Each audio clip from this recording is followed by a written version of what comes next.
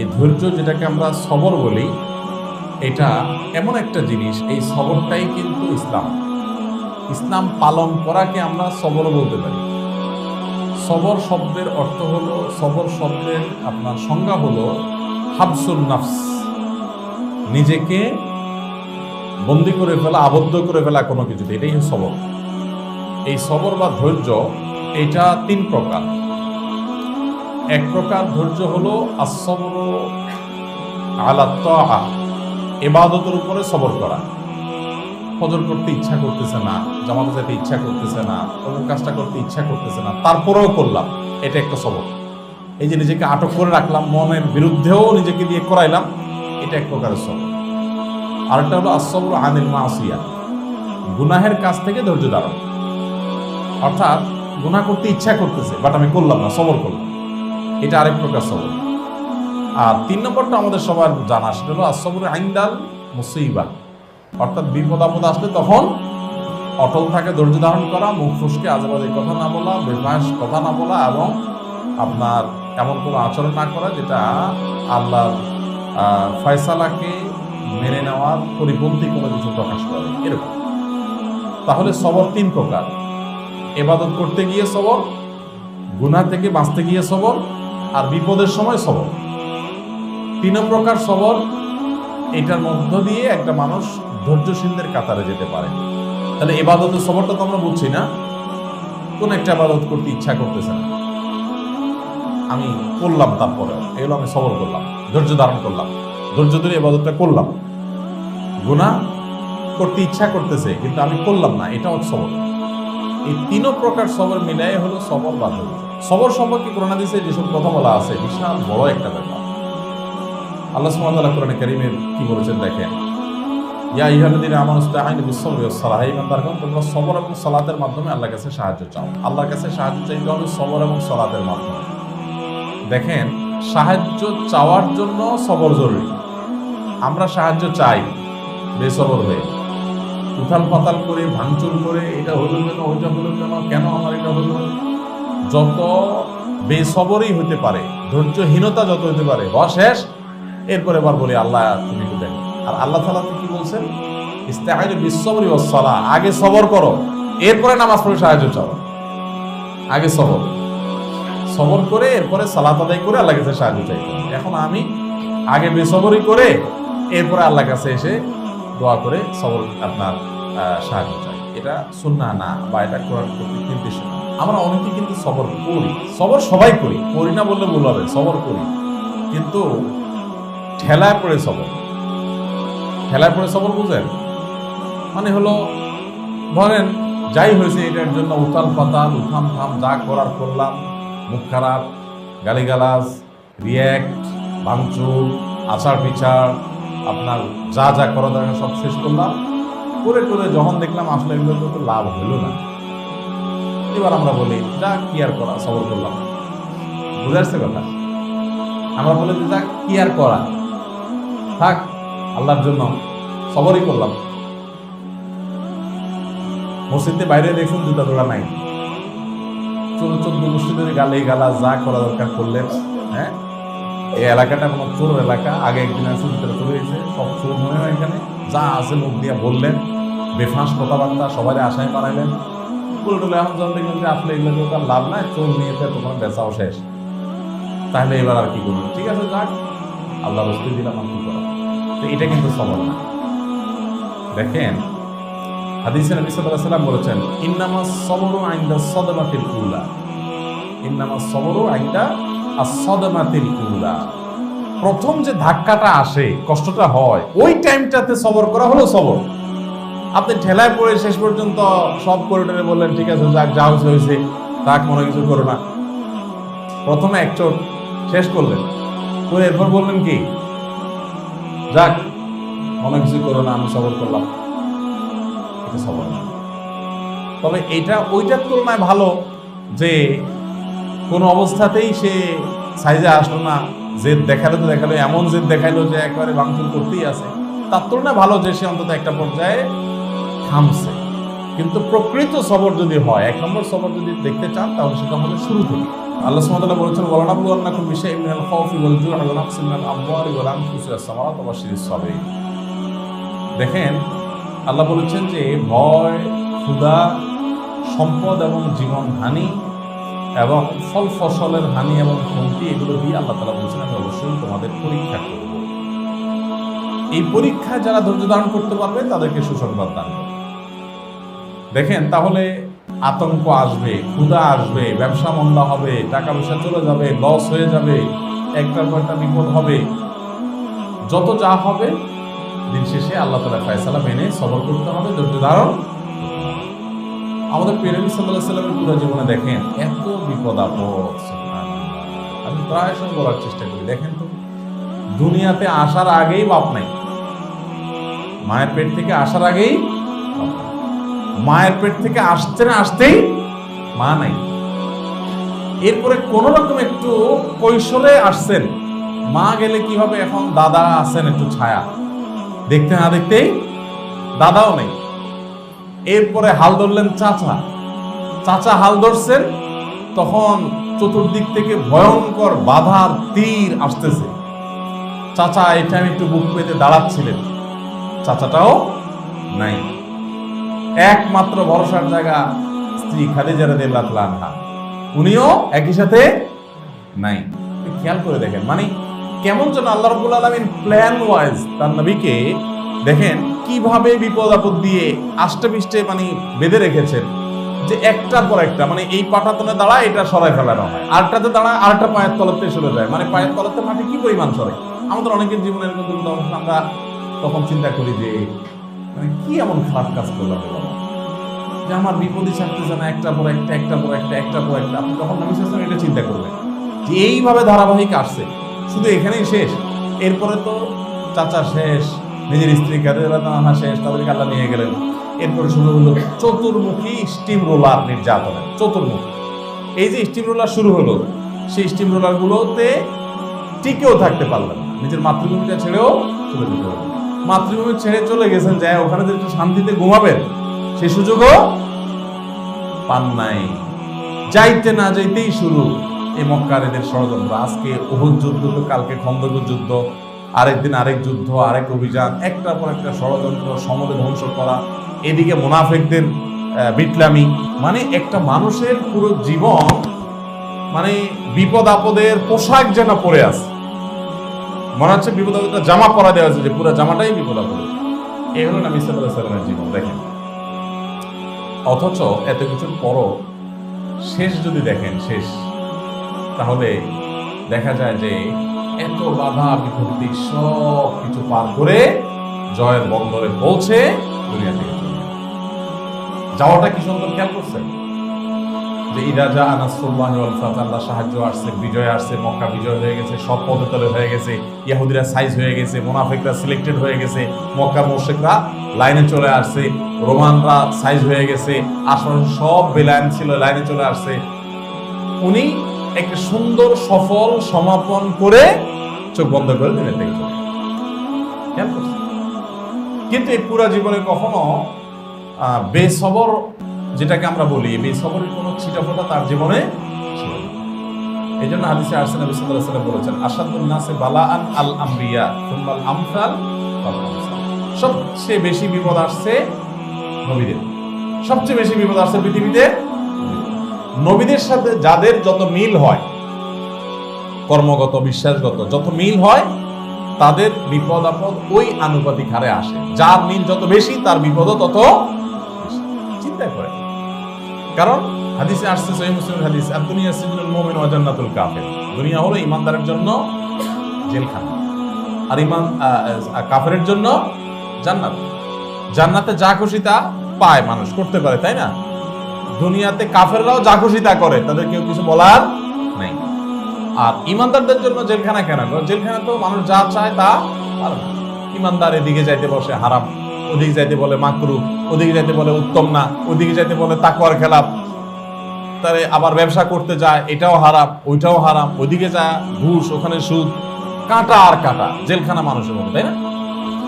এই জন্য আমাদের সবরের এক্সারসাইজটা হতে হবে খুব স্ট্রং, খুব মজবুতির সাথে প্রত্যেকটা মানুষের। নবী করিম সাল্লাল্লাহু আলাইহি ওয়াসাল্লাম তিনি সবরের সবচেয়ে বড় দৃষ্টান্ত ছিলেন। পুরো কোরআন যদি আপনি দেখেন, সম্প্রতি যে তারাবি সার সংক্ষেপ করতে গিয়ে কোরআনটা শুরু থেকে শেষ পর্যন্ত একবারে আয়াত বাই আয়াত একটু আলাদাভাবে দেখার সুযোগ আমার হয়েছে। তো সেই সুবাদে আমার কাছে মনে হয়েছে পুরো কোরআন দেখলে এক অ্যাঙ্গেল থেকে মনে হবে যে মানে মন খারাপ হবে। কেন মন খারাপ হবে? একটা অ্যাঙ্গেল থেকে। কোন অ্যাঙ্গেল থেকে মন খারাপ হবে? আপনি একেবারে সে আদম আলাইহিস সালাম থেকে নিয়ে শুরু করেন মুহাম্মদ সাল্লাল্লাহু আলাইহি ওয়াসাল্লাম পর্যন্ত নবী রাসূলদের ইতিহাস তো পাতায় পাতায় পাবেন, তাই না? এই যে পাতায় পাতায় ইতিহাস পাবেন, এই ইতিহাসের ভিতরে সুখের ইতিহাস খুব কম। সবই কিসের ইতিহাস? পুরা কোরআন খোলেন আপনি, হ্যাঁ, আল্লাহ তাআলা, আমি মানে ঘটনাবলীকে আলাদা করে বইতে আমি আলাদা আনছি তো, যে ঘটনাবলী সুবহানাল্লাহ, মানে একজন নবীর ঘটনা এমন নাই যে ঘটনা পড়ার পর আপনার কাছে মনে হবে মাশাআল্লাহ নারায়ে তাকবীর, হ্যাঁ, জিতে গেছি, বা আমি যার ফলো করতেছি নবীর, সেই নবী দেখবেন যে আল্লাহ বলছেন যে নূহ তার কওমরে দাওয়াত দিয়েছে, তারা কেউ শুনে নাই, হ্যাঁ, ইব্রাহিম আলাইহিস সালাম তার কওমকে দাওয়াত দিয়েছে, তারা তারে কষ্ট দিছে, হ্যাঁ, অমুক নবী তার উম্মতকে দাওয়াত দিয়েছে, তারা তাকে পাগল বলে গালি দিছে, অমুককে দাওয়াত দিতে আসছে, তাকে তারা পাথর মেরে হত্যা করছে, হ্যাঁ, আগুনের গর্ত করে সেখানে ফেলে দিয়েছে।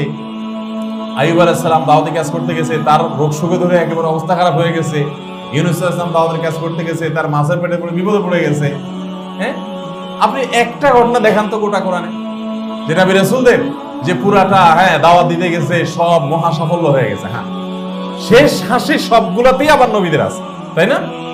নূহ আলাইহিস সালামের শেষ হাসি হাসছেন, ইব্রাহিম আলাইহিস সালাম শেষ হাসি হাসছেন, মুহাম্মদ সাল্লাল্লাহু আলাইহি ওয়াসাল্লাম শেষ হাসি হাসছেন, নূহ আলাইহিস সালাম শেষ হাসি হাসছেন। অবাধ্যরা সব শেষ হয়ে গেছে, কিন্তু বাহ্যিক প্রাথমিক যেটা, এটা দেখলে বোঝা যায় যে শুধু বিপদ বিপদ বিপদ বিপদ, হ্যাঁ, কেউ কথা শোনে না। আমরা গতকাল জুমা মসজিদে এটা নিয়ে আলোচনা ছিল, প্রসঙ্গত আসছে আর কি, যে সব নবীদের উম্মতদের একটা কথা ছিল, মান ওমান আরাকাত্তাবাকা ইল্লাল্লাযিনা হুম আরাদিলুনা বাদিয়ার রাই। এই কথা ঘুরিয়ে ফিরিয়ে সব নবীর উম্মতরাই বলছে কি, যে তোমাদের কথা কি শুনবো, তোমাদের কথা সমাজে কারা শুনবে, এই অশিক্ষিত পাগল ছাগল। আজকাল হুজুরদেরকে যেটা বলে, খেয়াল করে দেখেন কি সুন্দর করে মিলে যায়, তাই না? আর হুজুরদের কথা কে শুনে? হুজুরদের কথায় দেশ চলে না, হুজুরদের কোনো শিক্ষা আছে না? মুখ এরা কি বুঝে? এই কথাটাই কিন্তু সকল যুগের নবীদেরকে শুনতে হয়েছে বিভিন্ন ভাবে। ইন্টারেস্টিং বিষয়। সমাজের মূলধারা যাদেরকে বলে, মূলধারা, তাই না? এই মূলধারা সব কিন্তু সব যুগে দুষ্টরাই ছিল। কোন যুগে আপনি দেখাতে পারবেন না যে মূলধারা সব ভালো মানুষ ছিল। খুব রেয়ার।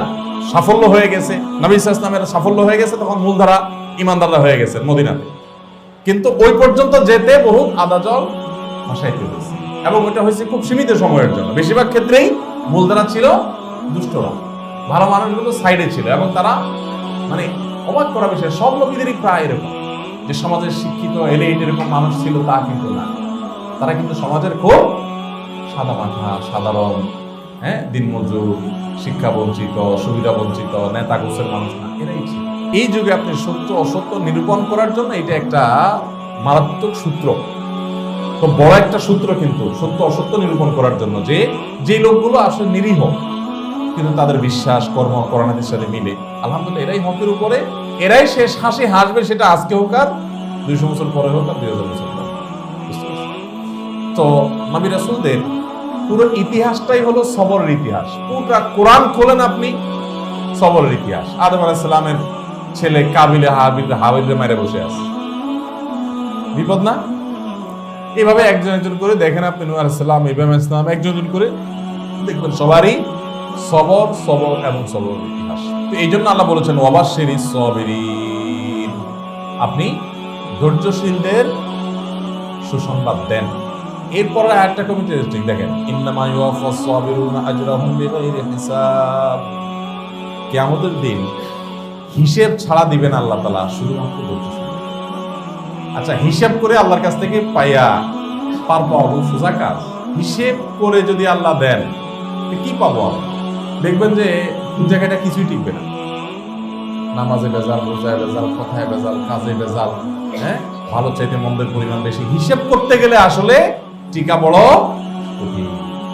তো আপনি যদি হিসাব ছাড়া চান যে আল্লাহ এসব হিসাব নিকাশ বুঝি দিবেন, ডাইলা দিবেন, জান্নাত দিয়ে দিলাম, যা চলে যায় শেষ, এটা যদি পাইতে চান তাহলে সবর লাগবে। দেখেন, আমি তো মনে করি সবচেয়ে বড় কোরআনের যত ঘোষণা আছে সবচেয়ে বড় ঘোষণা এটা, যে হিসাব ছাড়া দিবেন, হিসাব করে দিবেন না, হিসাব ছাড়া দিবেন। এটা হলো সবচেয়ে বড় সুসংবাদ, তাই না? আল্লাহ এটা দিবেন সেটা দিবেন, এগুলো সবই সুসংবাদ, কিন্তু ওইগুলোর চাইতে বড় সুসংবাদ হলো হিসাব ছাড়া দিবেন, তাই না? মানে এটা অনেকটা ব্ল্যাঙ্ক চেক দেওয়ার মতো হয়ে যায়, তাই না?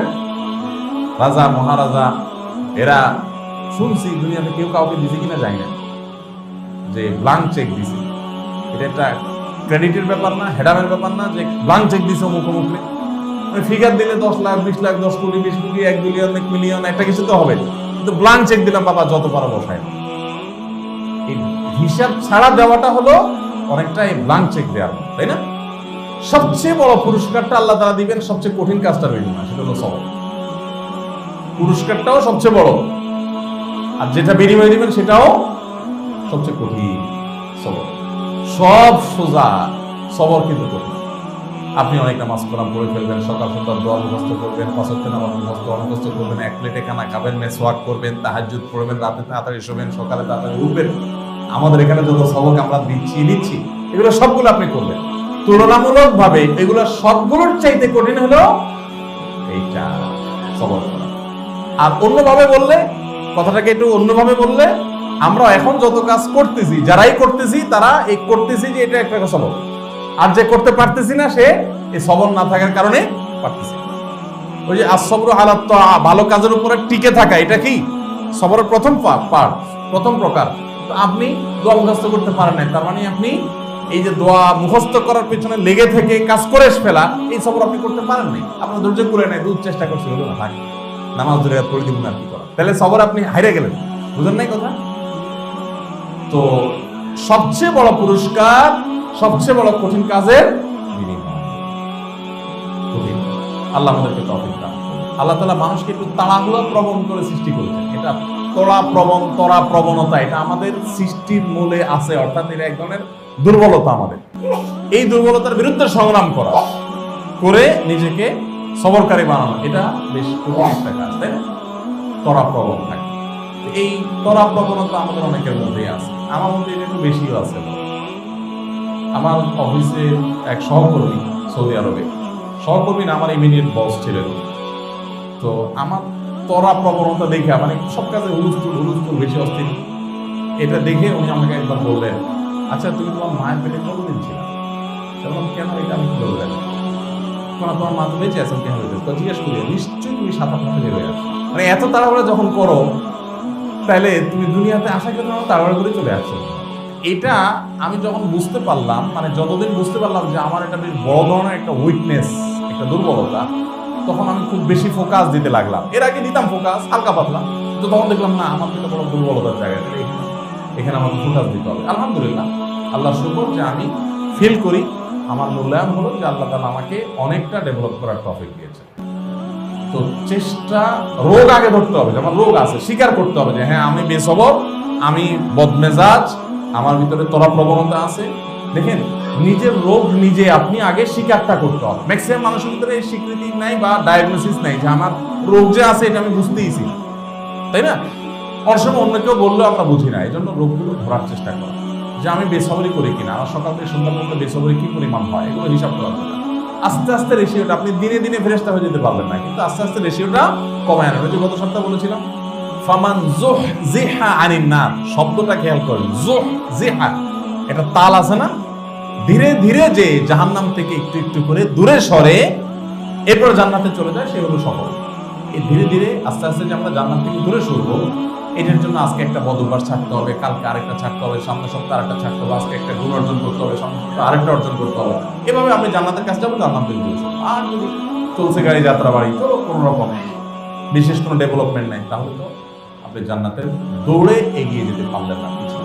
এই জন্য ভাইরা, সবরের আলোচনা থেকে আমরা প্ল্যান করবো যে আমরা ধৈর্য ধারণ করার আগে আমার অধৈর্যটা কোন কোন জায়গায় হয়, কোন কোন ক্ষেত্রে হয়, সেটা আমি আগে ডায়াগনোসিস করবো, সিলেক্ট করবো যে এই জায়গা আমার হয়, এই সময় হয়।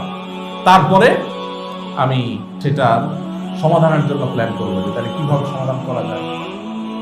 সমাধানের মধ্যে আমরা আসতেছি, কিভাবে আমরা সবরকারী হতে পারি সেটাতে আমরা আসবো ইনশাআল্লাহ। কিন্তু আগে রোগটা ধরার চেষ্টা করা, যে আমার দুর্বলতাটা কোন জায়গাটা। তাহলে স্বীকৃতিটা, আত্মস্বীকৃতিটা, কারো কাছে স্বীকার করার চাইতে বড় কথা হলো নিজে স্বীকার করা যে হ্যাঁ আমার এই সমস্যাটা আছে। দেখেন ইসলামের সৌন্দর্যটা কিন্তু এখানে, সেটা হলো যে ইসলাম আমাদেরকে বিনয়ী হতে শেখায়, তেড়ামি না।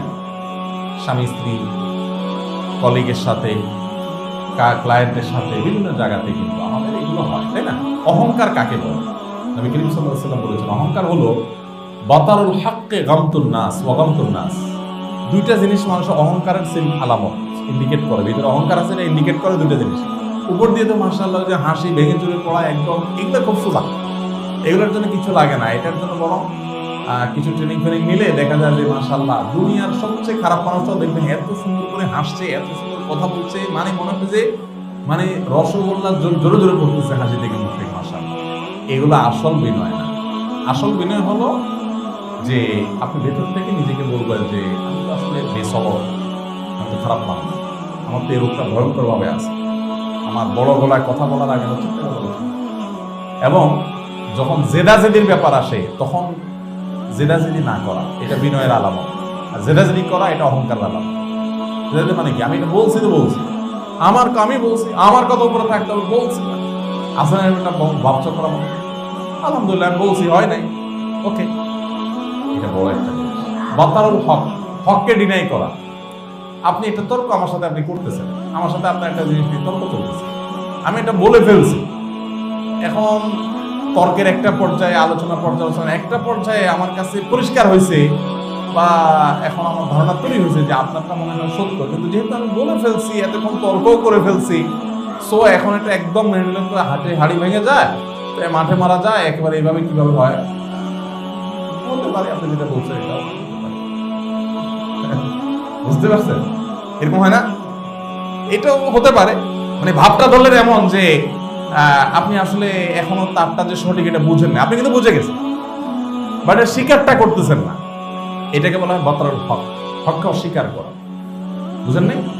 আপনি জানছেন হক, তাও আপনি স্বীকার করতেছেন না, কারণ আপনি বলে ফেলছেন না। তাহলে কেমনে অস্বীকার করা? ভেতরে ঠিকই বলতেছে, বা সে চলে গেলে বলতেছেন না লোকটা ঠিকই বলছে। বইয়ের সাথে ঝগড়া আছে, কোনো একটা বিষয়ে তুমুল হয়ে গেছে, আপনার আপনার সেশন হয়ে গেছে ঝগড়ার, অথবা 1-2 ইনিংস হয়ে গেছে ঝগড়ার। এখন একটা পর্যায়ে বলতেন না আসলে আমার এখানে একটা গাফলার জায়গা ছিল, এখন স্বীকার করলে তো মাঠে মারা যায়, হয়তো বউ 2 হাত নেবে যে তাহলে এতক্ষণে কাহিনী কেন করছে, গোষ্ঠী উদ্ধার করে ফেলবে, তাহলে এবার থাক, দমায় চলে গেলাম। এর নাম অহংকার। সত্য স্বীকার করতে কার্পণ্য হয়, এটার নাম কি? অহংকার। আপনি অবাক হবেন, আমাদের ওই যে তারাবির সারসংক্ষেপ বইটাতে আদেশ নিষেধগুলো আছে না, আদেশ নিষেধগুলোতে ওই বইতে আমি অবাক হয়ে গেছি। একটা কথা বারবার আল্লাহ বলেছেন যে তোমরা ন্যায়সঙ্গত আচরণ করবে, ন্যায়নিষ্ঠ থাকবে, ন্যায় বিচার করবে, ইন্নাল্লাহা ইয়ামুরু বিল আদলি ওয়াল ইহসান। এই টাইপের কথা গোটা কোরআনে বারবার আল্লাহ বলেছেন। এই ন্যায়নিষ্ঠতার অভাবে মানুষ সত্য অস্বীকার করে, অহংকার করে। আপনার সাথে আমার ঝগড়া হয়েছে, তুমুল আকারে হয়েছে, আমি হয়তো মুখটা ছোট হওয়ার মতো হয়ে গেছে, বাট আমি যখনই টের পাইছি যে আমি ভুলে আছি, সাথে সাথে স্বীকার করাটা ন্যায়নিষ্ঠতার পরিচয়।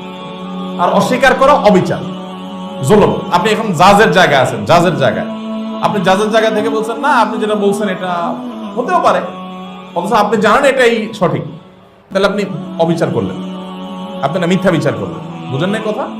এটা কিন্তু আদলের খেলাফ হয়ে গেল। এটা অহংকারের একটা বিষয়। আরেকটা হলো যে গমতুন নাস, মানুষকে পাত্তা না দেওয়া, মানুষকে কেয়ার না করা, এটা খুব ডেঞ্জারাস জিনিস। আল্লাহ তাআলা প্রিয় নবী সাল্লাল্লাহু আলাইহি ওয়াসাল্লামকে একাধিকবার সতর্ক করেছেন। সাহাবীরা কেউ এসেছেন কথা বলতে, অন্য সাহাবী ছিল আবাসা, উনি অবশ্য তাকে তাচ্ছিল্য করে করেন না, নাউজুবিল্লাহ। উনি করেছেন দ্বীনের স্বার্থ বিবেচনা করে, আরো গুরুত্বপূর্ণ ব্যক্তি তারা ইসলামে আসলে অনেক ফায়দা হবে সেজন্য আল্লাহ সুবহানাহু ওয়া তাআলা তাকে তার মতো করে নবী হিসাবে তার ছোটখাটো কোনো ইস্যুকে আল্লাহ তাআলা বড় করে ধরেছেন। আল্লাহ তাআলা তাকে নিষেধ করেছেন, সতর্ক করেছেন, নসিহত করেছেন যে না আপনি এর দিকে মনোযোগী হন। সে যত অভাবী হোক, যত সাধারণ মানুষ হোক, যত আপনার কাছের হোক, সে চায় সেজন্য। নবী সাল্লাল্লাহু আলাইহি ওয়াসাল্লাম তার তাচ্ছিল্য করতে জানেন, নাউজুবিল্লাহ। তার সঙ্গে এটা তাসাব্বুরও করা যায় না, এগুলো থেকে পাক আলহামদুলিল্লাহ। মানে আমাদের মধ্যে এই জিনিসগুলো ভয়ঙ্কর আকারে। এই জন্য সবর করতে হবে, সবর করতে হবে এবং সবর করতে হবে। আর এই সবরের প্রয়োজনেই কিন্তু বিনয়ী হতে হয়, ধৈর্য ধারণ করতে হয়, হজম করা শিখতে হয়, হজম, হ্যাঁ, ঢোক গিলে ফেলতে হয়। ঢোক গিলে বলি না আমরা, রাগ আসলো ঢোক গিলে ফেলতে হয়। সবচেয়ে উত্তম ঢোক গিলে মানে হলো এই ঢোক গিলে ফেলা, কঠিন জিনিস, তাই না? এটা ওয়াজ করা অনেক সহজ, কথা দিলে আপনি যদি কথা বলতে পারবেন, তাই না? আমিও বলতে পারি, কিন্তু ইন দ্য মিন টাইমে কি করতেছি এটা হলো বিষয়। মানে মূল জায়গা যেখানে আমার কি বলে একদম পরীক্ষার স্থল আর কি, রাগের সময়টা, পরিবেশটা, ওই টাইমে কি করতেছি এটা হলো। দেখুন, কুল্লু বনি আদম খাত্তা, আমরা সবাই অপরাধী, সবাই বেসবল, কিন্তু ওয়াখায়রুল খাত্তাইন আত-তাওয়াবুন, এই অপরাধীদের মধ্যে আল্লাহর কাছে প্রিয় এবং ভালো হলো তারা যারা ফিরে আসে। আমার মধ্যে দোষ আছে, আমি স্বীকার করি, করে আমি ফিরে আসার চেষ্টা করি, সংগ্রাম করি, হাতড়াই যে আল্লাহ আমি চেষ্টাটা করতেছি, আমি হ্যাঁ বেসবরি হয়ে গেছে, ওটা প্রায়শ্চিত্ত করবো, দেরি নাই কোনো, প্রায়শ্চিত্ত বুঝেন তো, বেসবরি হয়ে গেছে সাথে সাথে ওইটার বিপরীতে আপনি ভালো কাজ করে ওটাকে দফন করেন, যার সাথে করেছেন তার সাথে আরেকটা ভালো আচরণ করেন এবং নিজেকে ছোট করেন, তাচ্ছিল্য করেন, পারলে মাফ চান ডাইরেক্ট। এগুলো একটা সংশোধনের পথ, যে আমি নিজেকে আস্তে আস্তে অনেক মানুষ আছে যে ভিতরে ভিতরে টের পাইছে যে আমার কাজটা ভালো হয়নি, টের পায়া সে ভিতরে ভিতরে হয়তো সবর করছে বা তবাও করছে ভিতরে ভিতরে, মাগার উপর দিয়ে ওই লোকের সাথে আর কিছু অনেক কাজ করলে তো আর ইজ্জত থাকে না। এটা হলো না, শাসনের প্রয়োজনে তখন স্বীকার করবে। এই আয়াতটা আমার কাছে বড় মোটিভেশন হয়। আয়াতটা আমার ইন্নামা ইউওয়াফাস সাবিরুনা আজরাহুম বিগাইরি হিসাব, সবরকারীদেরকে দেওয়া হবে তাদের বিনিময় হিসাব ছাড়া দেওয়া হবে। আল্লাহ তাআলা ব্লাঙ্ক চেক দেন, হিসাব ছাড়া দেন। কেমন ধরনের হিসাব করলে আমরা কে পাবো, হিসাব করে কি পাবো? হিসাব ছাড়া দেন চাইলে সবরের প্রতিজ্ঞা করতে হবে। এবং আমরা আজ থেকে শুরু করে দেই যে আমাদের সবরের পরীক্ষা একেবারে যত কঠিন হোক আমাদের সবরের পরীক্ষা আল্লাহ আমাদের তৌফিক দান করুন। কঠিন কাজ আমি চিন্তা করি, নবী সাল্লাল্লাহু আলাইহি সিরাত যদি পড়েন আপনি, তো সিরাতটা পড়বেন, সিরাতের একটা বই করে পড়বেন। নবী করিম সাল্লাল্লাহু আলাইহি ওয়াসাল্লাম সিরাতের বই পড়লে আপনি দেখবেন, আপনারা যারা সিরাত পড়ছেন তারা জানেন, সিরাত নবী সাল্লাল্লাহু আলাইহি ওয়াসাল্লাম শুরু থেকে শেষ পর্যন্ত সিরাতের বিভিন্ন বই আলহামদুলিল্লাহ বারবার আমার পড়ার তৌফিক আল্লাহ তাআলা দিয়েছেন। আল্লাহর শুকর, যতবার পড়ছি, যতগুলো সিরাত গল্প পড়েছি, একটা জায়গা এমন আমার কাছে মনে হয় নাই যে নাউজুবিল্লাহ আমরা যেরকম একটু খেই হারিয়ে ফেলি, বেসামাল হয়ে যাই, আছে না ব্যক্তিগত জীবনে আমাদের সবারই তো এটা কম বেশি হয় না, যে খেয়ে হারিয়ে ফেলছি, নিয়ন্ত্রণ হারিয়ে ফেলছি, মেজাজ হারিয়ে ফেলছি। কারণ পরিবেশ তো আসলে এরকম জটিল জটিল পরিবেশ তৈরি হয় যে আমরা আসলে নিজেকে ঠিক রাখতে পারি না, তাই না?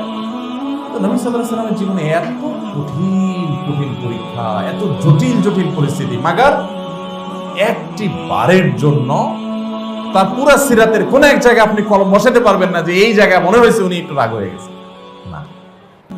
চিন্তা করা যায়। এক সাহাবী এসে বলছেন, রাসূলুল্লাহ একটু ওসিয়ত করেন, আমার ওসিয়ত, আমার একটু উপদেশ দেন। কি বলছেন? লা তাগদাব, রাগ করবা না। আরেকটা বলেন, লা তাগদাব, একই উপদেশ। বলে বুঝলাম, দুইটা তো পাইছি, এবার 3 নম্বরটা বলেন, লা তাগদাব, আবার একই। এরপর বলেছেন লা তাগদাব ওয়ালাকাল জান্নাহ, রাগ করবা না, জান্নাত তোমার। রাগ করবা না, জান্নাত। ওয়াজ করা খুব সহজ, খুব সহজ। আমরা আসেন আজকে থেকে একটু প্ল্যান নেই, হ্যাঁ, যে ইনশাআল্লাহ আমরা সবর করব এবং বেসবরের জন্য আত্মশাসন করবো, নিজের সাইজ করবো। কেন আমার দ্বারা বেসবরি হলো, কেন আমি ছোট লোকি করলাম, কেন আমার মুখটা খারাপ হলো, কেন আমার রিয়েক্ট বাজে হলো, নিজেকে এসে ভৎসনা করবো। যার সাথে হয়েছে তার কাছে মাপ চাবো, কোনো কার্পণ্য করবো না। ঘাট তাড়ামি করবে, ঘাটে ভেঙে দিতে হবে, মটকায় দিতে হবে। এরপর দেখবেন আপনার পবিত্র আত্মাগুলো আস্তে আস্তে, পবিত্র আত্মা আপনার ইমানের শক্তি আপনার মধ্যে, তার মধ্যে বৃদ্ধি পাবে এবং পবিত্র আত্মা আপনার প্রভাব বিস্তারকারী হবে ইনশাআল্লাহ। নবী করিম সাল্লাল্লাহু আলাইহি সাল্লামের একটা হাদিস আমরা শুনি মুসলিম আমলে, ওয়ালাম আন্না ফিস সাবরি আলামা তাকরাহু খায়রান কাসীরা, জেনে রাখবা তুমি যেটা পছন্দ করতেছ না ওই ব্যাপারে তুমি যদি সবর করো, অপছন্দের কিছু হয়েছে সবর করো, আন্না নাসরা, তাহলে এর ভিতরে অনেক কল্যাণ আছে। আন্না নাসরা মা আস-সাবরি, আর আল্লাহ তাআলা সাহায্য সবরের সাথে আসে। সবর করবো, আল্লাহ সাহায্য আসবেই।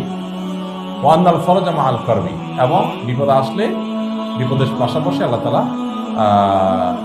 মানুষের বিপদ দূর এবং স্বস্তির ব্যবস্থা আল্লাহ তাআলা রাখেন। ওয়ান্না মা আল উসরি ইউসরা, আর যত কঠিন হয় এই কঠিনের পরে আল্লাহ তাআলা সহজ রাখেন, কঠিনের পরে সহজ রাখেন, বিপদের পরে আনন্দ আসে। আর সবরের পরে আল্লাহ সাহায্য আসে। আজাবান লি আমরিল মুমিন ইন্না আমরাহু কুল্লাহু খায়র, এই হাদিস আমি প্রায় বলি আলহামদুলিল্লাহ। আমার এটাও একটা মানে দারুণ মোটিভেশন, এই হাদিসটা আমার খুব পছন্দের। আজাবান লি আমরিল মুমিন ইন্না আমরাহু কুল্লাহু খায়র। নবী সাল্লাল্লাহু আলাইহি ওয়াসাল্লাম বলেছেন, ইমানদারের বিষয়টা পুরোটাই আশ্চর্যজনক, অদ্ভুত, বিস্ময়কর। ইমানদারের সব কিছুতেই কল্যাণ, লস নাই কোন, হাতির মতো মরলেও লাগ বাঁচলেও লাগ। হ্যাঁ, ইমানদারের কোনো লস প্রজেক্ট বলতে কিচ্ছু নেই, কোনো লস প্রজেক্ট বলতে কিচ্ছু নেই ইমানদারের। ব্যবসা ডুবে গেছে, চাকরি চলে গেছে, ধ্বংস হয়ে গেছে, লস নাই। বেঈমানের লস, বেঈমান তো গেছে, ও স্যাড ব্যাড, শেষ, কারণ লস তো, এর তো আর কিছু পাবে না, ফিডব্যাক নাই কোনো। আর ইমানদারের বিষয়টা কিভাবে লাভ, মানে ওখান থেকে লাভ হয় কিভাবে, ইন আসাবাতু সাররা, যদি তার ভালো কিছু হয় তাহলে সে শুকর আদায় করে, আলহামদুলিল্লাহ পাইছি, আল্লাহ তোমার কৃতজ্ঞতা। তখন একে তো পাইলো, আবার সওয়াবও জমা হলো, দুই দিক থেকে লাভ। আর ওয়াইন আসাবাতু দররা, আর যদি বিপদ আসে, কষ্ট আসে, সাবর, সে সবর করে, ফাকানা খায়রাল্লাহ, তখন সেটাও তার জন্য ভালো হয়, কারণ বিপদ এসে ক্ষতি হয়েছে কিন্তু সবর করে আবার সওয়াব পেয়ে গেছে। ইমানদারের হারাবার কিছু নেই। আবু হাতিম রাহমাতুল্লাহ আলাইহি বলেছেন, ধৈর্য তিন প্রকার: পাপ কাজ না করা এক প্রকারের ধৈর্য, নেক কাজ করা আরেক প্রকারের ধৈর্য, বিপদ আপদে ধৈর্য ধারণ করা, যেটা আগে বলছি আমি। হ্যাঁ, ইবনে রাজব হাম্বলী রাহমাতুল্লাহ বলেছেন, ধৈর্য হলো কোনো বিপদে কষ্ট হওয়া সত্ত্বেও আল্লাহর প্রতি অসন্তুষ্ট থেকে নিজের মনকে বিরত রাখা, কষ্ট দূর হওয়া কামনা করা, কিন্তু কষ্টের কারণে অস্থিরতামূলক আচরণ না করা। কাজী শুরাইর রহমতুল্লাহ বলেছেন, আমি একটি বিপদের কারণে 4 বার আল্লাহ প্রশংসা করি। প্রথমত, বিপদ এর চেয়ে বড় হয় নাই সেজন্য। দ্বিতীয়ত, আল্লাহ আমাকে ধৈর্যের তৌফিক দিয়েছেন সেজন্য। তৃতীয়ত, ইন্না লিল্লাহি ওয়া ইন্না ইলাইহি রাজিউন করি এবং এটার বিনিময়ে সওয়াব আশা করি। চতুর্থত, বিপদটি আমার দিনের ক্ষেত্রে হয় নাই, দুনিয়ার ক্ষেত্রে হয়েছে, ঈমান তো যায় নাই আলহামদুলিল্লাহ। দেখেন, প্রত্যেকটা নেগেটিভ জিনিসটাকেও পজিটিভলি দেখতেন সালাফ। আল্লাহ আমাকে, আপনাকে, আমাদের সবাইকে তৌফিক দান করুন। এর আগে আপনাদের বলছিলাম, শেখ মাহমুদ মুতাওয়াল্লি শাহরবি, মিশরের একজন স্কলারের কথা বলেছিলাম, রাহিমাহুল্লাহ। কোরআনের তাফসিরের জন্য খুব বিখ্যাত উনি। তো মাহমুদ মুতাওয়াল্লি শাহরবি রাহিমাহুল্লাহ, ওনার তাফসির ভিডিওগুলো মাঝে মধ্যে আমি দেখি আরবিতে। সুবহানাল্লাহ, কোরআনকে যে কি সুন্দর করে উপস্থাপন করে, কি সব নেকাত, বিশেষ করে সির, কোরআনের মানে সুপ্ত রহস্য আবিষ্কারের জন্য ঈমানের মিটার অন্যরকম বেড়ে যায়। তো ওনার একটা উক্তি আছে, ওনার ভেরিফাইড যে টুইটার অ্যাকাউন্ট আছে, সেখানে লেখাটা পড়ছিলাম। উনি বলেছেন, দেখেন, আমাদের যখন বিপদ হয়, যখন সমস্যা হয়, তখন আমরা সবর করব কেন? ওই যে এখানে যে পয়েন্টটা একটু আগে গেল, ওইটার উপর ভিত্তি দিয়ে এর চাইতে বড় হইতে পারতো বিপদ, সেটা তো হয় নাই। এই জন্য আল্লাহ কাছে শুকর আদায় করো। সবরের গ্রাউন্ড, সবরের গ্রাউন্ড তৈরি করতে হয় ভাবে যে এর চেয়ে বেশি হতে পারতো। আমি বাইক অ্যাক্সিডেন্টে পাও আমি হারাই ফেলছি, আল্লাহ শুকর হাত যায় নাই, আল্লাহ শুকর মরে যায় নাই, হ্যাঁ, আল্লাহ শুকর 2 পাও যায় নাই। তো শুকর চাইলে মানুষ বহুভাবে করতে পারে, তাই না? আপনার ঘরে চোর ঢুকে সব নিয়ে গেছে, তখন আপনি চিন্তা করবেন যে আলহামদুলিল্লাহ হাতটা নিতে পারে না, আলমারিটা নিতে পারে না, আলমারি সব জিনিস নিয়ে গেছে, আলমারিটা তো নিতে পারে না। আগুন ধরলে তো আলমারি সহ চাইয়ে যেত, হ্যাঁ, ভূমিকম্প হলে তো ওইটা সহ পড়ে যেত, আমার ফ্যামিলি সহ মরে যেত। আলহামদুলিল্লাহ বাচ্চারা তো নেয়। সৌদিতে একটা মানে চুটকি আছে, চুটকি খুব প্রসিদ্ধ একটা চুটকি আছে, রসিকতা করে তারা বলে আর কি। হ্যাঁ, সেটা হলো যে এক লোক গাড়িতে, তার ওয়াইফ আছে, গাড়ি স্টার্টিং এ আছে। সৌদিতে বা বিদেশে এগুলো অহরহ হয়, আমাদের তো ড্রাইভার নিয়ে চলে সবাই, ওখানে সবাই যার যার গাড়ি নিয়ে চালায়।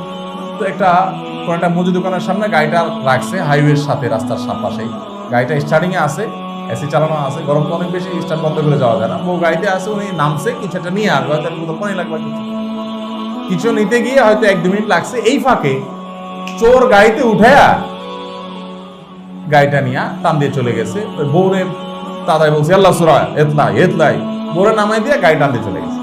বেচারা বাইরে দেখে যে বউ দাঁড়িয়েছে, গাড়ি নেই। তো বলছে, আলহামদুলিল্লাহ আলহামদুলিল্লাহ, আহামশাই হুরমাফি। মানে আসল কথা হলো বউ আছে, এটাই মেন কথা, যে আমার বউটা সহ আজকে গাড়িটা নিয়ে যেতে আমার কি বিপদটা হইতো, গাড়ি গেছে, গাড়ি আর কার। তো এটা বেশ প্রসিদ্ধ চুটকি ওখানকার, খুব রসিকতা করে মানুষ বলে যে আহামশাই হুরমাফি, হুরমা মানে বউ, মহিলা আর কি। বলে যে আহামশাই হুরমাফি। যাক, মেইন কথা হলো আমার বউটা তো আছে, আলহামদুলিল্লাহ। বিপদটা এটাও তো হইতে পারতো যে বেটা আমার বউ সহ টান দিচ্ছে, তখন আমি কি করতাম? আলহামদুলিল্লাহ। তো মানুষ শকর আদায় করতে চাইলে, সবর করতে চাইলে তার হাজারটা অপশন আছে, আর না করতে চাইলে কোনো অপশন নাই। এই জন্য সবর করতে হবে। আল্লাহ আমাদেরকে তৌফিক দান করুন। আমরা আজকে থেকে এটার প্রতি ফোকাস করব, মনোযোগ দিব যে আমার এই সমস্যাটা দূর করব, যে আমি বেসবরে দূর করব, সবর করার চেষ্টা করব। আমি আমার নিজের কথা আমি নিজে বলি, আলহামদুলিল্লাহ আমি এটার জন্য সারাক্ষণ সংগ্রাম করতে থাকি, সারাক্ষণ সংগ্রাম করতে থাকি। আল্লাহ ফজল কখনো বেসবর হয়ে গেছে, সাথে সাথে রিয়েলাইজ করতে হবে যে না, কাজটা তো হলো না, কাজটা তো হলো না, আমার অস্থির হইতে হবে। আমি আমার বদাখলাকে নিয়ে পেরেশানি, অন্য দুনিয়ার যা বিপদ যা হয়েছে সেটা বড় কথা না, আমি বিপদে বেসবর হলাম, এটা হলো টেনশনের বিষয়, এটা হলো টেনশনের বিষয়। তাহলে ইনশাআল্লাহ নিজের উন্নয়ন করা সম্ভব। আমার দেশে মানুষ একটা বেসবর, সব ক্ষেত্রে আপনি দেখবেন যে বিয়ে বাড়িতে আপনার চিংড়ি দেওয়ার কথা ছিল, চিংড়ি দেয়নি, বা চিংড়ির সাইজ ছোট হয়েছে, বাস মায়ের পিঠ বিয়ে মানুষ শেষ হয়তো হয় না, বলে বউরে জামাটা ইস্তারি করে দিতে বলছে, একটু দেরি হয়েছে, বাস তালাক হয়ে গেছে, এটাই ঘটনা করবে। হ্যাঁ, এবার প্রত্যেকটা বিষয় দেখবেন এত অস্থির, এত বেসবর। আমরা এই সবরের সাথে তাকওয়ার সম্পর্ক অনেক সুনিবিড়, অনেক সুনিবিড়, অনেক সুনিবিড়। গোটা দিনটাই হলো সবরের ওপর নাম। এই জন্য সংগ্রাম চালাতে হবে, আত্মশাসন যেটাকে বলে, আত্মসংগ্রাম চালাতে হবে, নিজের বিরুদ্ধে নিজে না, আমাকে সবরকারী হইতে হবে, হ্যাঁ, এবং বিনয়ী হইতে হবে, হারা শিখতে হবে, সবসময় জেতা শেখাতে। অহংকারীরা সবসময় জেতে, অহংকারীরা কখনো হারে না, গায়ের জোরে জিতে, তেড়ামি করে জিতে না। আমাকে হারতে জানতে হবে। আলহামদুলিল্লাহ আমি হারলে হারছি। আমি কোথাও যদি ছোট হই তো মান তাওয়াদা লিল্লাহি রাফাআল্লাহ, আল্লাহর জন্য ছোট হয়েছে, আল্লাহ আমাকে বড় করে দিবেন।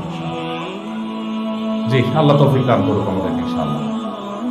আমরা গোসা নিয়ন্ত্রণ করা, এটাও সবরের একটা ব্যাপার, তাই না? গোসা নিয়ন্ত্রণ করা, এর সাথে সবরের সম্পর্ক অনেক সুনিবিড়। সবচেয়ে বড় বীরত্ব এটা, যে সবর করতে পারলেন, অনেক নামাজ কালাম করতে পারছেন, অনেক ইবাদত বন্দী করতে পারছেন, এর চেয়ে বড় জিনিস হলো আপনি সবর কতটা করতে পারলেন। সবর কত দেখেন, আমি যদি শুরুতে বলছি নফল আমল করা অনেক সোজা। বহু মানুষ দেখবেন তাসবিহ, তাহলিল, তিলাওয়াত, সুবহানাল্লাহ, আলহামদুলিল্লাহ, দান, সাদাকা, কোনো কিছুতে মাশাআল্লাহ অনেক পিছায় নাই, মাগার আসল সময় বোঝা যায় না ভালো, তাই না? তাকওয়ার মূল পয়েন্টটা ওই জায়গাটা যাবে তো লাভ। এই জন্য নবী সাল্লাল্লাহু আলাইহি ওয়াসাল্লাম বলেছেন না, যে সবচেয়ে বড় বীর কে? মানুষের কুকুকাপ করে ফেলা, একদম বড় কুস্তিগির। এটা আসল বীরত্ব হলো রাগের সময় কন্ট্রোল করে ফেলা, আস্তে ডোক গলে ফেললাম, সবর করে ফেললাম, হ্যাঁ, কিছুই নেই, নাথিং এলস। এটা হলো সবচেয়ে বড় বীরত্ব, বাহাদুর। এই জন্য যাদের সবর যত কম তারা তত ডাইরেক্ট রুগী, ডায়রিয়ার রুগীর মতো। কিছু হইলো মাথা গরম হয়ে গেল, কিছু হইলো অস্থির হয়ে গেলেন, এটা তো ডায়রিয়ার রুগীর মতো, যে আসলো ছেড়ে দিলেন। আর ধরে রাখতে পারলেন, কন্ট্রোলিং পাওয়ার আছে, এটা হলো সুস্থ মানুষ।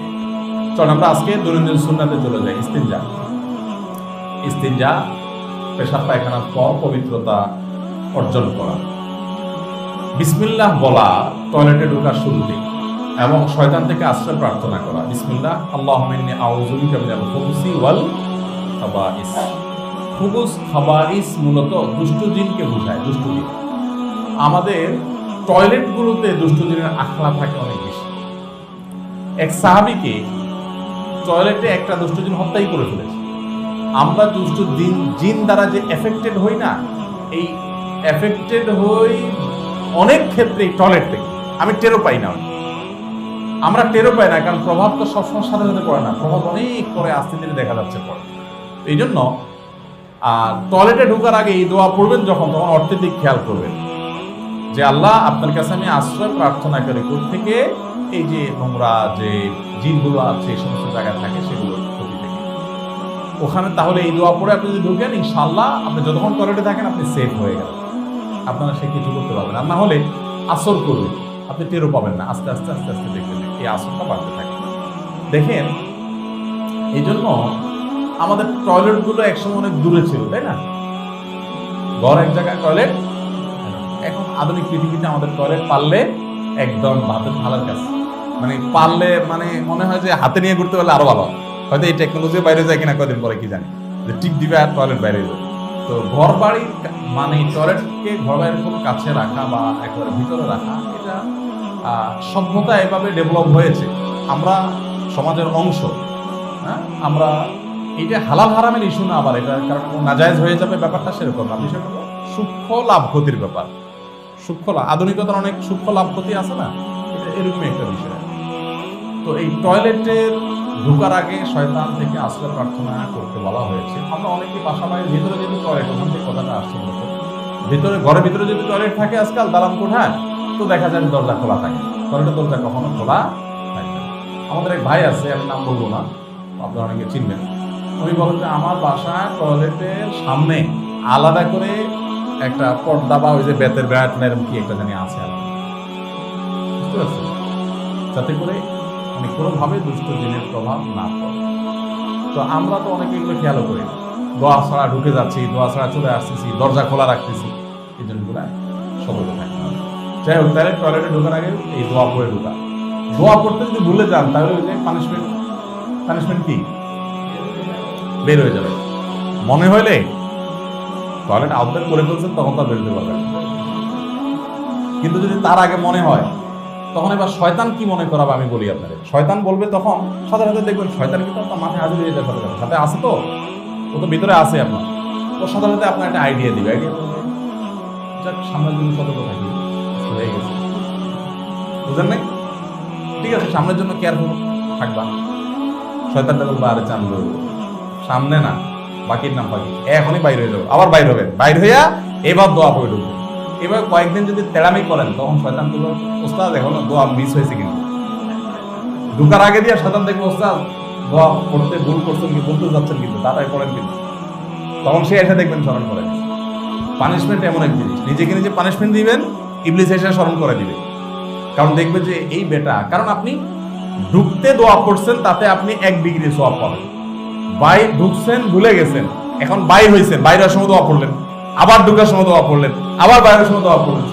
শয়তানের লস প্রজেক্ট না লাভের প্রজেক্ট? লস প্রজেক্ট না? এবার শয়তান এসে বলবে ওস্তাদ দোয়া বলেন না, কিন্তু কারণ সে দেখছে যে ভুলে গেলে তো বেটা আমার লস করে দিবে। দেখেন, আমরা জান্নাতে যাওয়ার জন্য যতটা সিরিয়াস, শয়তান আমাদের জাহান্নামে নেওয়ার জন্য এর চেয়ে বহুগুণ বেশি সিরিয়াস। মাইন্ড ইট, এটা মাথায় রেখে যে আপনার আমার জান্নাতে যাওয়ার গরজ যতটা, ও আমাদেরকে জাহান্নামে নেওয়ার গরজ তার চাইতে অনেক বেশি। এই জন্য আমরা ভুলি, কিন্তু শয়তান তার শয়তানি করতে সে ভুলে না। আপনি খেয়াল করে দেখেন তো, আমাদের ভুলে অনেক কিছু ছুটে যায়, কিন্তু ভুলে ভালো হয়ে যায়, এটা কয়টা হয়? হ্যাঁ, শয়তান এতটাই অ্যাক্টিভ এবং এতটাই সিরিয়াস। আল্লাহ আমাদেরকে তৌফিক দান করুন। তাহলে আমরা টয়লেটে ঢোকার সময় দোয়া করব ইনশাআল্লাহ। দরজায় কিছু কিছু স্টিকার পাওয়া যায়, বাচ্চাদের মুখস্থ করানোর জন্য অনেক প্রকাশনী করছে, এগুলা স্টিকার লাগিয়ে দেওয়া যেতে পারে। বাইরের সাইডে থাকবে, আবার ভিতরের সাইডে আবার স্টিকার লেখেন না, অনেকে লিখে ওই ওয়ালে মিডিল ইস্টে এগুলো দেখা যায়, আরবিতে সুন্দর করে দোয়া লেখা দেয়, আল্লাহুম্মা লা তানসা দুআ আল খুরুজ মিনাল খালা গুফরানাক লেখা দেয় পাবলিক। টয়লেটের ভিতরে আল্লাহর নাম লেখা, এটা আদবের খেলা। বাইরের সাইডে আপনি লিখে রাখতে পারেন, হয় দরজা আনেন, দরজার পাশে যাইয়া ওখানে সুন্দর করে স্টিকার দিয়ে দিন, যাতে ঢুকতে আপনার মনে পড়ে। হ্যাঁ, তবে এইগুলোতে যে খুব বেশি আহামরি কাজ হয় তা না, কারণ দেখতে দেখতে দেখতে দেখতে ডাইরেক্ট হয়ে যায় এক পর্যায়ে, তখন আর ফোকাসটা ওইদিকে থাকে না অবশ্য, তাই না? এই জন্য দরকার হলো পারিবারিক পর্যালোচনা। একসাথে খাইতে বসছেন, সবাই দোয়া পড়ছো, কে ভুলে গেছো, আচ্ছা ভুলে গেলে তাহলে আল্লাহুম্মা বিসমিল্লাহ বলে করো, আচ্ছা টয়লেটে ঢুকছো, এই দোয়া পড়ছো, বেরিয়েছো, এগুলো প্রচুর পরিমাণ নিজেদের মধ্যে আলাপসালা পর্যালোচনা থাকতে হয়, তাই না? এখন তো আমরা ওই যে এই স্কুলে গেছো কিনা, হোমওয়ার্ক করছো কিনা, এগুলো নিয়ে জিকির সারাদিন হয়, আমাকে আমলের জিকির, আমলের মোজাকারা। 2 নম্বর, বাম পায়ে প্রবেশ করা এবং ডান পায়ে বের হওয়া, এইটাও প্রচুর ভুল হয়। এখানে ঔষধ ওই একটাই, বুঝতে পারছেন? টয়লেটে ডান পাতে ঢুকে গেছেন না, তাড়াহুড়া করে, যখন মনে বেরি কি করলাম এটা, আবার বাইরে হয়ে যাবে। এবার বাইরের সময় বাম পা দিয়ে বাইরে হবেন, হইয়া আবার ডান পা দিয়ে ঢুকবেন, বুঝলেন না কথা? এভাবে যে কোনো মন্দ কিছুতে বামকে অগ্রাধিকার দেওয়া নবী সাল্লাল্লাহু আলাইহি ওয়াসাল্লাম পছন্দ করতেন। ইন্নাল্লাহা ইউহিব্বুত তায়াম্মুন আলা ফি কুল্লি শাই হাত্তা তানাউলা ওয়া তারাজ্জু। আল্লাহ তাআলা সব বিষয়ে ডানকে পছন্দ করেন, ভালো বিষয়। আর খারাপ বিষয়ে, খারাপ বলতে কি, তুলনামূলক অপছন্দনীয় কাজ কিন্তু করতে হয়, টয়লেটে যেতে হয়, এগুলোতে বাম। আর তুলনামূলক ভালো কাজ, ঘরে ঢোকা ভালো কাজ না খারাপ কাজ? ভালো। ঘরে থাকা, এই যে ঢোকার সময় ডান পা, ঘর থেকে বের হওয়ার সময় বাম পা। জামা কাপড় পরবেন, আগে ডান হাতা, তারপরে বাম হাতা। আবার খোলার সময় আগে বাম হাতা, তারপরে ডান হাত। জুতা পরার সময় আগে ডান পা, তারপরে এইভাবে সব ক্ষেত্রে আপনার ডানের অগ্রাধিকার থাকবে, সকল ভালো হিসেবে। দেখেন এই বিষয়গুলো সাদা চোখে মনে মনে খুব ছোট তুচ্ছ, এইটা আর এমন কি, এই ডান বাম। নবী সাল্লাল্লাহু আলাইহি ওয়াসাল্লামের কোনো সুন্নাত তুচ্ছ না, এর সাথে অনেক কিছু সম্পর্ক আছে, অনেক কিছু সম্পর্ক আছে। অতএব কোনোটাকে তুচ্ছ মনে করার সুযোগ নেই, প্রত্যেকটাকে সিরিয়াসনেসের সাথে আদায় করতে হবে। 3 নম্বর, কেবলামুখী না হওয়া, কেবলার দিকে পিঠ না দেওয়া। আলহামদুলিল্লাহ এটা নরমালি আমরা করি না। 4 নম্বর, ডান হাত দিয়ে ইস্তেঞ্জা না করা এবং ডান হাত দিয়ে লজ্জাস্থান স্পর্শ না করা, যত সম্ভব বাম হাত ব্যবহার করা। কবিরা গুনাহ, কোনো মুসলিমকে কষ্ট না দেওয়া, কোনো মুসলিমকে কষ্ট না দেওয়া। আল্লাহ সুবহানাহু ওয়া তাআলা বলেছেন, ওয়াল্লাযীনা ইয়াদুলুল মুমিনা ওয়াল মুমিনাত বিগাইরি মাকতাসাবু। অন্যায়ভাবে কেউ যদি কোনো মুমিন নারী পুরুষকে কষ্ট দেয়, ফাকাদ ইহতামালা বুহতানান ওয়া ইসমান মুবিনা, তাহলে তারা মিথ্যা অপবাদ এবং পাপের বোঝায় সুস্পষ্ট অবহতা মুবিনা, মানে হলো একেবারে পরিষ্কার পাপের বোঝা সে বহন করবে, পরিষ্কার পাপের বোঝা সে বহন করবে। এই জন্য কোনো মানুষকে কষ্ট দেওয়া যাবে না। ইন্না শাররান নাসি ইনদাল্লাহি মানজিলাতান ইয়াওমাল কিয়ামা মান তারাকাহুন নাসু ইত্তিকাআ শাররি। নিশ্চয় মানুষের মধ্যে কিয়ামতের মধ্যে সবচেয়ে খারাপ মানুষ সে, যেই ব্যক্তির ক্ষতি থেকে বাঁচার জন্য মানুষ তার থেকে অ্যাভয়েড করে চলে, তারা অ্যাভয়েড করে চলে তার ভয়ে, তার ক্ষতির ভয়ে। আমরা তো অনেক সময় এগুলো নিয়ে আরো গর্ব করি, তাই না? অনেকে দেখবেন এগুলো নিয়ে গর্ব করে। কিরকম গর্ব? যে আমার পাশে কেউ আসে, আমার সামনে আসুক না দেখি, মানে ভাবখানা এমন, আমি অনেক ব্যাটাগিরি জাহির করতেছি, তাই না? এখানে ভাবখানা এমন হলেও বাস্তবতা ভিন্ন। বাস্তবতা হলো যে আপনার গালিগালাজের ভয়ে, আপনার জুলুমের ভয়ে, আপনার অন্যায়ের ভয়ে অনেকে আসে না। হ্যাঁ, কোনো কোনো ক্ষেত্রে হয়তো অন্যায়কারী দুর্বল দেখে আসে না, কিন্তু অনেক ক্ষেত্রে এই জন্য কোনো মানুষকে কষ্ট না দেওয়া, কোনো মানুষকে কষ্ট না দেওয়া, এটা অনেক বড়। এই ব্যাপারে এর বিপরীতটা, মানুষের উপকার করা, মানুষকে ভালো, মানুষের কাছে ভালো থাকা, এটা নিজেকে জিজ্ঞেস করলে আপনি উত্তর পেয়ে যাবেন আপনি ভালো না খারাপ। আপনি ভালো কি খারাপ আপনার নিজেকে জিজ্ঞাসা করেন।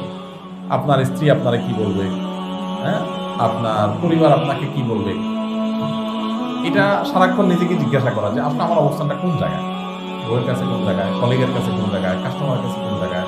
কাস্টমাররা যদি অ্যাজ এ দোকানদার বা অ্যাজ এ আমি তার সাথে কাজ করি, আমিও এক প্রকার তার ক্লায়েন্ট, সেই হিসাবে সে আমার সাথে, আমার ব্যাপারে তার ধারণাটা কি, নিজেকে জিজ্ঞাসা করেন, আপনি নিজে উত্তর পেয়ে যাবেন। আমি একবার অনেক আগে সৌদি থাকতে একটা ছোট্ট একটা গবেষণা করছিলাম, হাদিসের যে অনলাইন লাইব্রেরি আছে, মাকতাবা শামেলা, আরো যেগুলো আছে সেগুলোতে অনলাইনে বিভিন্ন জায়গায় সার্চ করছিলাম। সার্চ কি করছি, সেরা মানুষকে, ভালো মানুষকে, সবচেয়ে ভালো মানুষ। হাদিসে নবী সাল্লাল্লাহু আলাইহি ওয়াসাল্লাম অনেকগুলো হাদিস বলেছেন, খায়রুন নাস, আহাব্বুন নাস, সবচেয়ে ভালো মানুষ, আল্লাহর কাছে সবচেয়ে প্রিয় মানুষ, নবীর কাছে সবচেয়ে প্রিয় মানুষ, আল্লাহর পছন্দের মানুষ। এই জিনিসগুলোকে আমি, এই হাদিসগুলোকে একত্র করলাম যে কারা সেই মানুষ যাদেরকে নবী সাল্লাল্লাহু আলাইহি ওয়াসাল্লাম সবচেয়ে ভালো বলছেন। এই সবচেয়ে ভালো বলা হাদিস আমি খুঁজে 11টা পাইছি, 11 আইটেম পাইছি। তো 11 আইটেম পাই, এগুলো সবগুলো আমি একত্র করলাম। একত্র করে এগুলো মিনিং দেখে আমি অবাক হয়ে গেছি। এটার উপর আমাদের অনেকগুলো লেকচার আছে, সৌদি থাকতে আমার একটা লেকচার আছে, দেশে আসার লেকচার আছে, নবীজির চোখে সেরা 11 এই শিরোনামে এগুলো লেকচার আছে। তো আমরা ওই 11টা পাইয়া একটু স্টাডি করলাম। সুবহানাল্লাহ, সবচেয়ে তোমাদের মধ্যে শ্রেষ্ঠ মানুষকে, সবচেয়ে উত্তম মানুষকে এই হাদিসগুলোর 11টার মধ্যে একটা পাইছি শুধু, খায়রুকুম মান তাআল্লামাল কুরআনা ওয়া আল্লামা। তোমাদের মধ্যে যে কোরআন শিখে আর কোরআন শিখায় সে হলো সর্বোত্তম ব্যক্তি। আমরা একটাই জানি, তাই না? আরো 10টা আইটেম আছে। ইন্টারেস্টিং বিষয় কি জানেন, সে 10টা আইটেমের সবগুলোর নির্যাস একটা, ওই 10 আইটেমের সবগুলো নির্যাস একটা। সেটা কি? আপনি ভালো মানুষ হন। আপনি ভালো মানুষ, আল্লাহর কাছে আপনি শ্রেষ্ঠ এবং প্রিয় মানুষ। আচরণ বলে, এই ভালো মানুষ হওয়া বলতে আচরণ। যেমন খায়রুকুম লিসাহিবি, তোমাদের ভিতরে সবচেয়ে ভালো মানুষ যে তার সাথী সঙ্গীদের কাছে ভালো, অর্থাৎ সাথী সঙ্গীরা বলে ও মানুষটা ভালো। আছে না বন্ধুদের মধ্যে, এটা বিটলা, আরে ও তো দুনিয়ার বান্দর, আরে ও দুনিয়ার ফাউল। বন্ধু বান্ধবরা কিন্তু একটা, তাদের মধ্যে একটা মূল্যায়ন হয়। কিন্তু আপনি চিন্তা করেন যে আপনার যে পরিষদ আছে, আপনার যে গ্রুপ আছে, আপনার যে সার্কেল আছে বন্ধু বান্ধবের, এরা আপনাকে কি মূল্যায়ন করবে? আপনি নিজেকে জিজ্ঞাসা করেন, আপনি উত্তর পেয়ে যাবেন। যদি মনে হয় যে না, আপনার পুরো সার্কেলের মধ্যে সবাই আপনাকে বলবে মনে করেন একটা বিষয় নিয়ে আছে না, বন্ধু বান্ধব দুষ্টামি করে বাজি ধরে, প্রতিযোগিতা লিপ্ত আছে না, ধরেন একটা নির্বাচন হবে, কারণ নির্বাচন কমিশন বানাবে, তো বন্ধুরা সবাই মিলে অনেক সময় বানায় না একজনকে, অনেক সময় হয় বন্ধু বান্ধবরা মিলে একজনকে দায়িত্ব দেয় না যে ও থাকুক, তাহলে ওর কাছে থাকুক, মানে সবাই তার বিশ্বাসযোগ্য মনে করে আছে। তো নবী সাল্লাল্লাহু আলাইহি সাল্লামের হাদিসটা খেয়াল করেন, তোমাদের মধ্যে সবচেয়ে উত্তম সে যে তার সঙ্গীদের কাছে উত্তম, ভালো মানুষ। আপনি এই সার্টিফিকেটটা পাবেন কিনা আপনি নিজেটা নিজে ভালো জানেন, কতটা মানুষ সেটা আপনি জানেন। এরপর আসেন আরেকটা হাদিস দেখেন, খায়রুকুম খায়রুকুম লিআহলি, তোমাদের ভিতরে সবচেয়ে উত্তম সবচেয়ে শ্রেষ্ঠ মানুষ সে যে তার বউ এবং পরিবারের কাছে ভালো। মানে কি, আপনার আচার আচরণ, আপনার কাজ কারবারে আপনার ফ্যামিলি আপনাকে বলবে হ্যাঁ তুমি আসলে ভালো মানুষ। আমি এটা আমার ওয়াইফকে তো আমি প্রায় হুদাই জিজ্ঞাসা করি আসলে আমি মানুষটা কেমন, ভালো মানুষ আমি মানুষটা কেমন, এটা বউ জিজ্ঞাসা করার পরে বউ যদি ফিট করে হেসে দেয় তো বুঝবেন লক্ষণ ভালো না। চান্দু তুমি কেমন মানুষ এটা জিজ্ঞাসাইছ, বুঝেন নাই? আবার অনেক সময় হেসে দেওয়া হতে পারে রসিকতা করে স্বামী স্ত্রী, সেটা ভিন্ন বিষয়। সবসময় আবার খারাপ ভাবে নিয়ে আবার বউরে বা সাইজ করা শুরু করে দিন না, কি তার মানে আমি খারাপ না।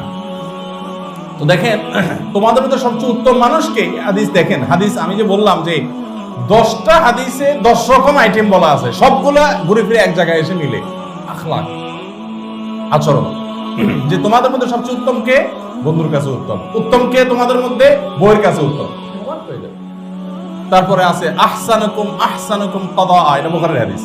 তোমাদের সবচেয়ে ভালো কে, যে ঋণ পরিশোধের ক্ষেত্রে, বাকি পরিশোধের ক্ষেত্রে, ধার দেনা দেওয়ার ক্ষেত্রে ভালো মানুষের পরিচয় দেয়, ওয়াদা ঠিক রাখে, কথা ঠিক রাখে, জবান ঠিক রাখে, যান জীবন গেলেও তার জবান ব্যতিক্রম হতে দেয় না।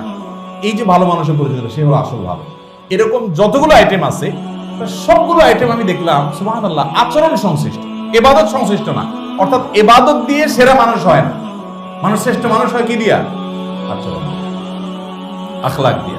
আর ওই আখলাকের সাথে এই যে কোনো মানুষকে কষ্ট না দেওয়ার সম্পর্ক, এই জন্য কথাগুলো বলি যে কাউকে আমি কষ্ট দেওয়া হয়ে যেতে পারে, আমরা তো মানুষ, সাথে সাথে প্রায়শ্চিত্ত করতে হবে, কারেকশন করে ফেলতে হবে, কাফারা দিয়ে ফেলতে হবে, বুঝুন নাই, নিজেকে সাইজ করে ফেলতে হবে, কেন আমি কষ্ট দিলাম, কেন আমার দ্বারা বলবো, মাপ চাই ফেলতে হবে। অন্যায় হওয়াটা দোষের না, কিন্তু অন্যায় হওয়ার পর দোষের না বলতে অন্যায় হওয়াটা স্বাভাবিক, মানুষ তো আমরা, অন্যায়ের উপরে অটল থাকাটা অস্বাভাবিক, অন্যায়ের উপর অটল থাকাটা অস্বাভাবিক, অটল না। আল্লাহ আমাদেরকে তৌফিক দান করুন।